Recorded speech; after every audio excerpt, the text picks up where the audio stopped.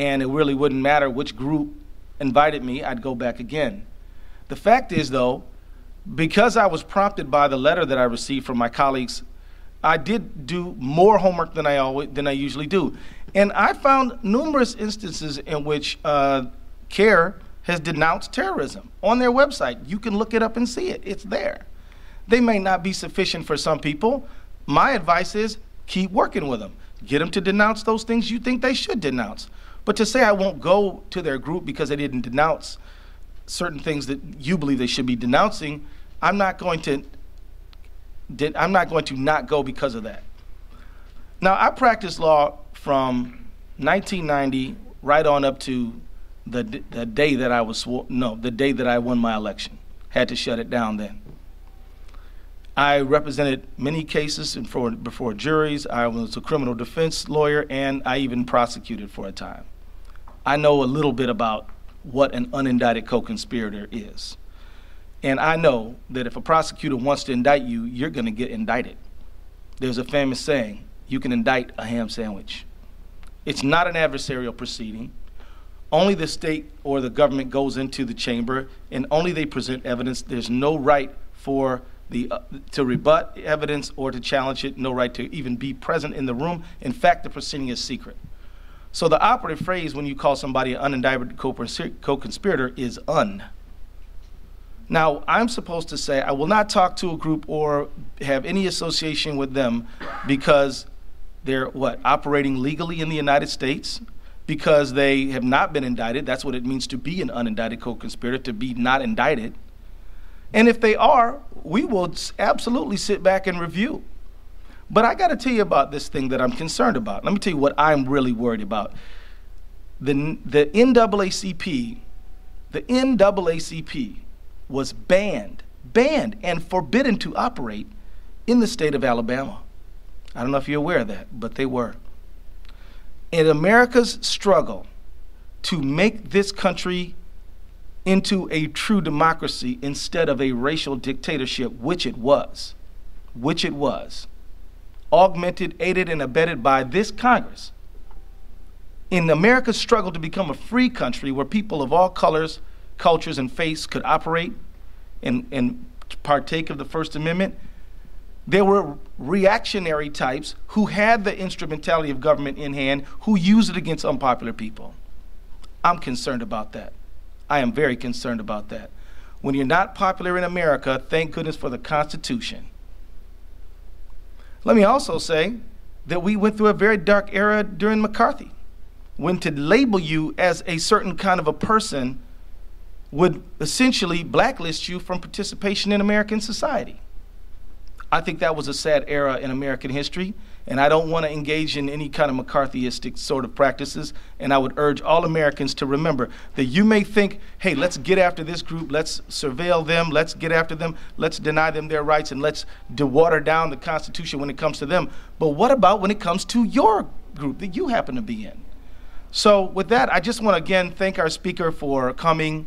I wanted to let point of perspective and letting the American people sort it all out in the marketplace of ideas. So another thanks to Congressman Trent Franks, a fair-minded man who I'm honored to serve with, and to our speaker, thank you for sharing your candid viewpoints, and I appreciate you coming here.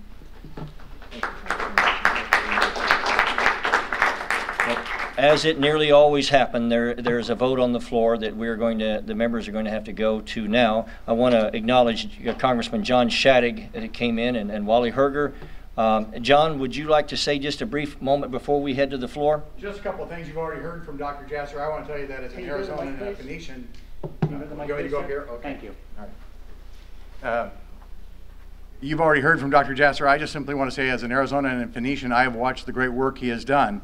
I believe we face a very serious threat, and I think we need credible spokespeople who are knowledgeable and willing to do the courageous thing and speak up. I think Dr. Jasser does that and is a great credit to the Muslim community in the United States and to the country. I applaud him for all he's done and urge you to carefully listen to his knowledge and advice. This is a difficult issue for us to deal with. And I compliment him. I thank him for his efforts. This is a great challenge to America to try to handle the circumstances posed to us by radicals who would like to destroy our nation. And it does no one any good to pretend that that threat isn't out there and that some people don't have those beliefs. And I read a number of years back one of our defense initiatives that analyzed and said our only hope is to find moderate Muslims who can gain credibility in the Muslim world and speak out and try to move that world to assist us in the struggle against those who choose not to be moderate and those who do choose to resort to violence. My passions about this issue are pretty well known, and I can't say enough. I apologize I was not here before you began to speak, Doctor, but I cannot commend to you enough his thoughtful analysis of these issues, nor can I stress the degree of threat we face from that set of people who do desire to do violence to America for whatever reason. Put aside the cause. If in fact their desire is to harm us, we need to be on guard and take the steps that are necessary to protect ourselves as a nation. And that begins with education, and it does begin with having people who are credible. And I think Dr. Jasser is very credible and therefore a useful and valuable asset in this struggle. So thank you. So I'm just going to second every motion that John just said. I completely endorse every word that he said, and we're going to have to go vote. I think Dr. Jasser is more than capable of rebutting some of the comments that were made. I have to be quite honest with you. I was squirming a little bit, thinking, well, you know, the man's not doing what the other gentleman suggested he is, and I just wish we had more people from every faith perspective that had not only the depth of intellect that this man has, but just the love for humanity and human freedom. And with that, God bless you, and Dr. Jasser, we'll let you take it away here because I've got to go vote.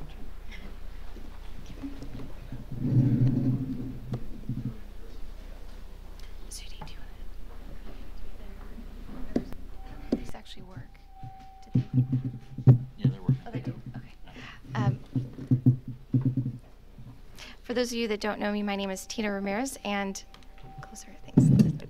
and I work with Representative Trent Franks on international foreign affairs issues, and I am going to moderate this discussion. So before we begin, I'm actually going to allow Dr. Jasser to comment on the different statements that were made, and then I'm going to open up to questions from the audience. We'll have a dialogue about these issues. When we do get into the dialogue period, I just need to ask that you please state your name and where you're from, and put your comment in the form of a question, not a elaborate comment, okay? Thanks. All right, Dr. Jasser. Thank you. And I'm sorry that the congressman had to leave, but I think one of the goals is, and you can see there's going to be some growing pains, is for us to be able to talk about these issues without people imparting things that were said that were not said. And I think that that's one of the techniques is, you know, the first comment I'd make after listening to Mr. Ellison is I wish he had started with the last two sentences he made, which was that basically this is about the free market of ideas and us talking about things publicly, and that everybody should have an opportunity to speak. But, you know, to compare what's happening in radical Islam, and by radical Islamists, to Baruch Goldstein or to abortion clinic bombings is not only absurd, but it is like comparing lung cancer to a single skin cancer. I mean, it's two completely different things. That one is a continual problem that has been the focus of huge resources in America, not only domestically but globally, but is I think that his comments demonstrate that he needs to begin the first step of a 12-step program in rehabilitation of understanding that we have a problem. And the first step is always denial. And there is clear denial going on in Muslims that speak on behalf of the Muslim community that purport to say that our problem is like any other faith. And I'm sorry, there's no evidence in the theology of Islam that my parents taught me. Yes, they taught me and skipped the Wahhabi pages about what happens to people that leave Islam. They skip the parts about cutting the hands off if they steal. They skip this stuff. And yes, I think lay Muslims have modernized our faith.